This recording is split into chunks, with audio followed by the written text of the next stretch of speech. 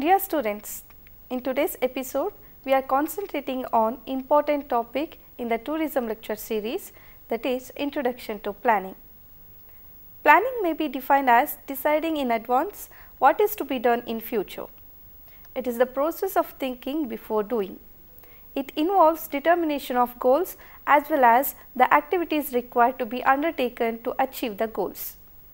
In the planning process, managers anticipate the future and accordingly decide what activities must be undertaken. Planning is deciding in advance what to do, how to do it, when and by whom. According to James Lundy, planning means the determination of what is to be done, how and where is to be done, who is to do it, and how results are to be evaluated. According to Henry Fayol, planning is deciding the best alternatives among others to perform different managerial operations in order to achieve the predetermined goals. So, the topic can be studied under the following 5 subheadings. They are nature of planning, types of plans, forms of planning, levels of planning, tourism planning and sustainable tourism.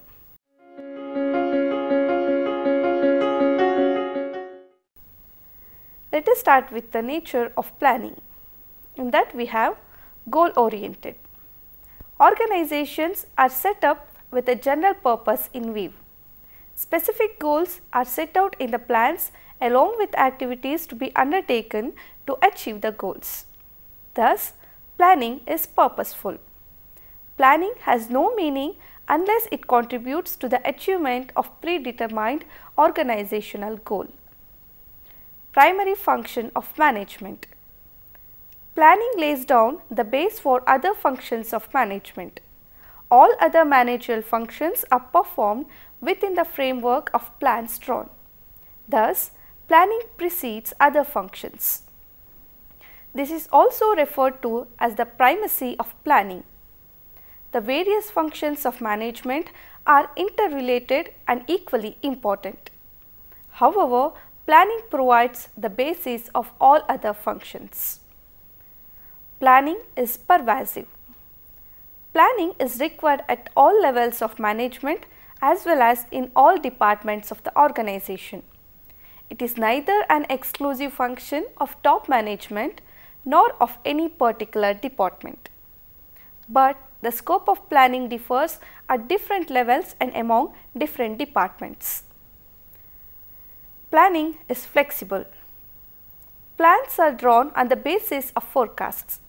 Since the future is uncertain, planning must cope with the changes in future conditions. Activities planned with certain assumptions about the future may not come true. Under the circumstances, the original plan of action must be revised in the light of changing conditions. Planning is continuous. Plans are prepared for a specific period of time, maybe for a month, a quarter or a year. At the end of that period, there is need for a new plan to be drawn on the basis of new requirements and future conditions. Hence, planning is a never-ending activity. It is a continuous process. Planning is futuristic. Planning essentially involves looking ahead and preparing for the future. The purpose of planning is to meet future events effectively to the best advantage of an organization. It implies peeping into the future, analyzing it and predicting it. Planning is therefore regarded as a forward-looking function based on forecasting. Through forecasting, future events and conditions are anticipated and plans are drawn accordingly. Planning involves choice. Planning essentially involves choice from among various alternatives and activities. If there is one possible goal or only one possible course of action, there is no need for planning because there is no choice. The need for planning arises only when alternatives are available. In actual practice, planning presupposes the existence of alternatives. Planning is a mental exercise. Planning requires application of the mind involving foresight, intelligent imagination and sound judgment. It is basically an intellectual activity of thinking rather than doing, because planning determines the action to be taken. However, thinking for planning requires logical and systematic thinking rather than guessing or wishful thinking. Objectives of planning. First one, reduce uncertainty. Future is uncertain. Planning may convert the uncertainty into certainty. This is possible to some extent by planning, which is necessary to reduce uncertainty. Bring cooperation and coordination. Planning can bring cooperation and coordination among various sections of the organization. The rivals and conflicts among departments could be avoided through planning. Besides this, planning avoids duplication of work. Economy in operation. As already pointed out, planning selects best alternatives among various available alternatives. This will lead to the best utilization of resources. Anticipate unpredictable contingencies. Some events could not be predicted. These events are termed as contingencies. These events may affect the smooth functioning of an enterprise. The planning provides a provision to meet such contingencies and tackle them successfully. Achieving the predetermined goals. Planning activities are aimed at achieving the objectives of the enterprise. The timely achievements of objectives are possible only through effective planning. Reduce competition. The existence of competition enables the enterprise to get a chance for growth. At the same time, stiff competition should be avoided. It is possible to reduce competition through planning.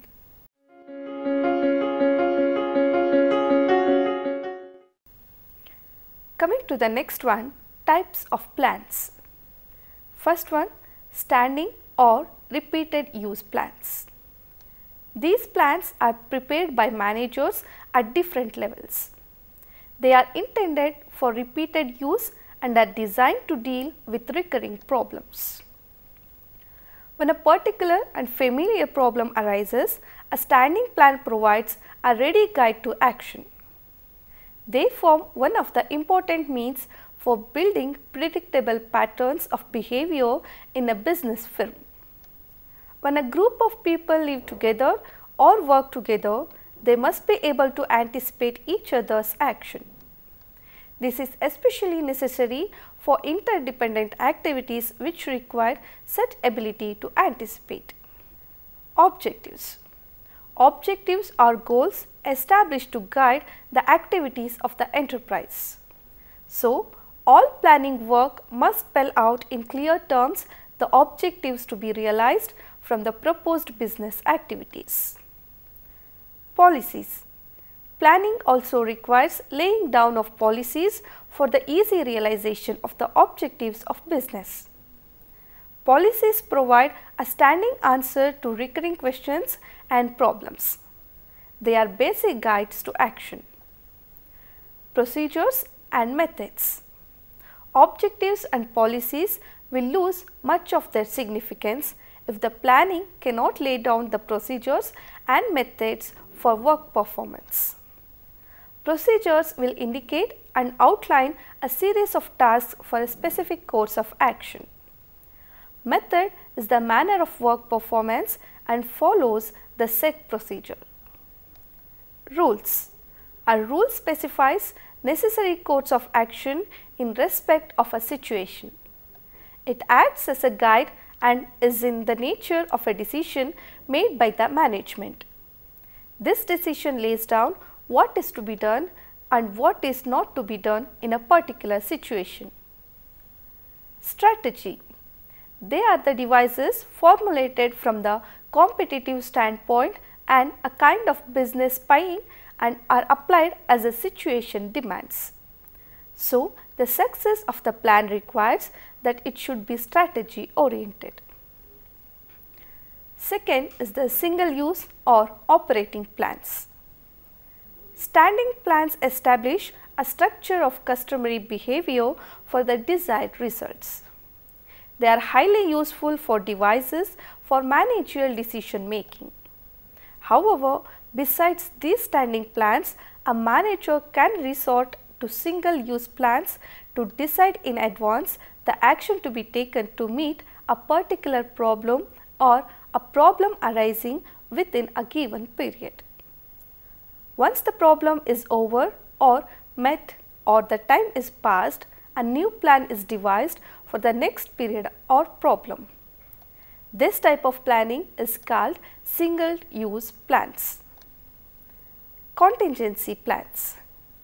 Contingency plans, as the name suggests, are the plans which are formulated in some contingencies. The plan is short term and time is the deciding factor in the implementation of this plan. These plans are extremely risky in nature. Decision makers are responsible for success or failure for the plan. Sometimes circumstances are uncontrollable and the circumstances make the plans extremely rare.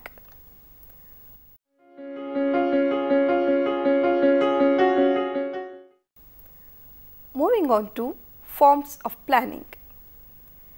There may be several ways in which an organization can undertake planning process, though the basic steps involved remain the same in each way. Planning can be differentiated on the basis of coverage of organizational activities, importance of contents in planning, process times dimension in lining, approach adopted in planning, and degree of formalization in planning process. For example, strategic and tactical planning may be undertaken on the basis of proactive or reactive approach or formal or informal basis. However, in each set of classification, the type of emphasis put in planning process differs. First one, coverage of activities. That we have corporate planning. The corporate planning activities are carried out at the top level because they are vital for the success of whole of the organization. The top management is responsible for the formulation of such plans and is prepared according to the inputs that are given to them either from the environment or the lower levels in the organizational hierarchy. The plans are usually long term in nature and are broad based. Functional planning. The planning that is carried out to ensure smooth working of the organization, taking into consideration the requirements of each and every department. The goal of functional planning is to promote standardized management practices for corporate functions in the department's decentralized corporate management structure. Second one is the importance of contents. In that we have strategic planning. Strategic planning sets the long-term direction of TILT organization in which it wants to proceed in future. Strategic planning is of prime importance for any organization as they would specify the other decisions that need to be taken. Tactical or operational planning. Operational planning, also known as tactical or short-term planning, usually covers 1 year or so. It is aimed at sustaining the organization in its production and distribution of current products or services to the existing markets. Third one is time period involved. In that we have long-term planning. Long-term planning is of strategic nature and involves more than 1 year period extending to 20 years or so. However, the more common long-term period is 3 to 5 years. The long-term plans usually encompasses all the functional areas of the business and are affected within the existing and long-term framework of economic, social and technological factors. Long-term plans also involve the analysis of environmental factors, particularly with respect to how the organization relates to its competition and environment. Short-term planning. Short-term planning, also known as operational or tactical planning, usually covers 1 year. These are aimed at sustaining organization in its production and distribution of current products or services to the existing market. Fourth one is approach adopted. Depending on how the organizations would react towards the environmental dynamics, the planning can be categorized into proactive and reactive plans. Proactive planning. It is based on the anticipation of the future outcomes and state of affairs that would affect the working of the organization. Such a planning has to be broad-based, highly flexible and creative by nature. The organization that favors this kind of planning often anticipates the future and takes necessary steps before the occurrence of the events. Reactive planning. As the name suggests, this kind of planning is not in the anticipation of the future, but becomes active only when the problem is confronted or has already occurred. This is merely a corrective action that is taken. Fifth one is degree of formalization. In that we have formal planning. Formal planning exists in the formal hierarchy of the organization and is always carried out in the stepwise process. It is according to the predefined policies and the rules of the organization. This type of planning is done at a large scale and is based on the logical thinking. Informal planning. Informal planning is usually carried out in very small organizations where the formal organization structure may not exist. The planning is usually instinctive in nature and is short-termed.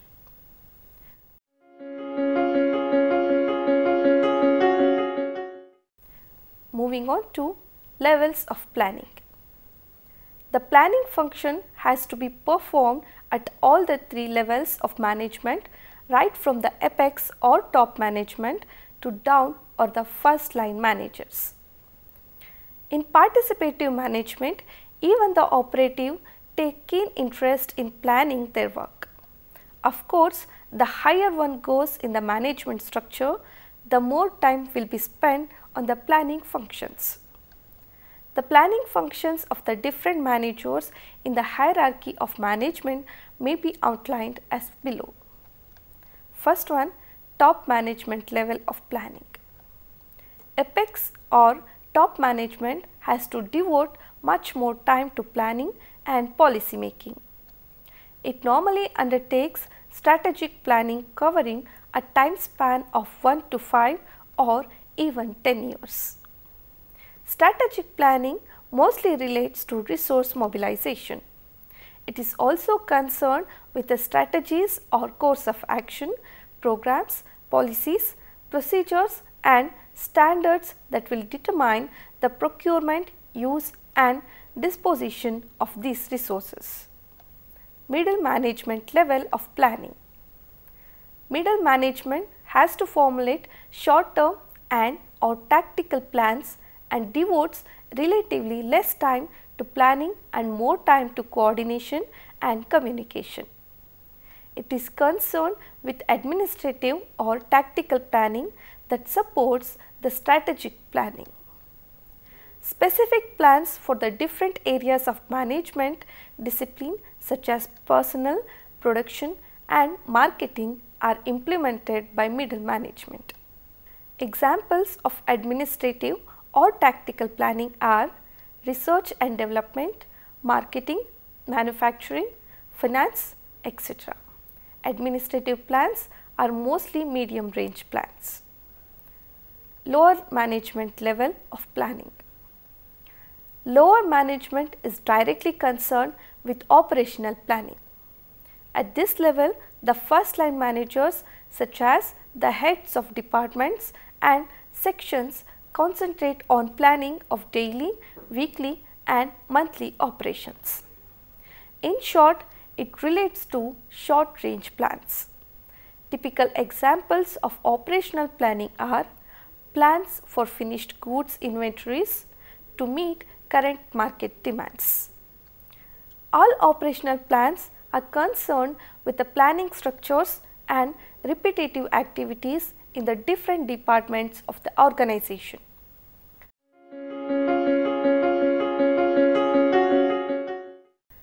Moving on to the last one, tourism planning and sustainable tourism. Liberalization, privatization and globalization have fueled the creation of a rapidly changing and highly competitive environment worldwide. Nations, industries and firms are strategically working to develop sustainable competitive advantage across sectors. Most of the developing economies are in rapid transit towards becoming service economies, and therefore the relative competitiveness of a service sector is emerging as a crucial factor as it influences the overall competitiveness of a country. Playing a significant role here is the tourism industry, the largest and fastest growing industry in the world, employing over 260 million people and generating 10.7% of the world's GDP. As noted by the WTO, sustainable tourism principles refers to environmental, economic and socio-cultural aspects of tourism development. A suitable balance must be established between these three dimensions to guarantee its long-term sustainability.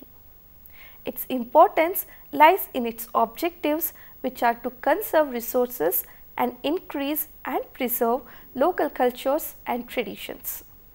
In simple terms, sustainable tourism is responsible tourism intended to generate employment and income, thereby reducing any deeper impact on the environment and local culture. The principles of sustainable tourism lay special emphasis on the participation of local communities at tourism destinations. Here, the active involvement of local people is the critical success factor in sustaining momentum. Ideally, local communities should reap direct benefits from tourism development as reflected by the expansion of local business opportunities. Training and education programs play an important support role here as they help to improve cultural heritage and the management of natural resources. Coming to the conclusion, planning may be defined as deciding in advance what is to be done in future. It is the process of thinking before doing. It involves determination of goals as well as the activities required to be undertaken to achieve the goals. There may be several ways in which an organization can undertake planning process, though the basic steps involved remain the same in each way. Thank you.